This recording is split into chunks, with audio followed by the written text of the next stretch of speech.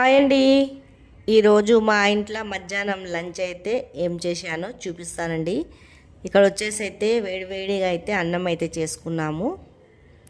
ఈ చల్లని వాతావరణం ఉంది కదా, వేడివేడిగా తింటే అయితే చాలా బాగుంటుంది అన్నము.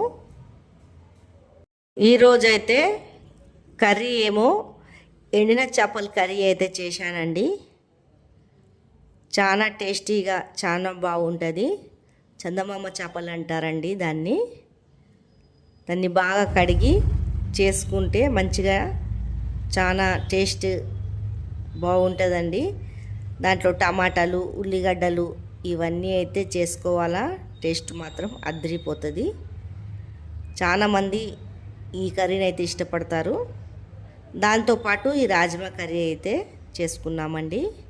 పొద్దుగాల పిల్లలకైతే టిఫిన్కి అయితే చేశాను.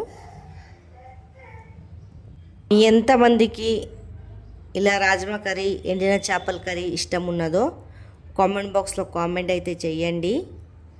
లైక్, సబ్స్క్రైబ్ అయితే చేసుకోండి. ఫుల్ వీడియో అయితే వాచ్ చేసి అయితే చూడండి.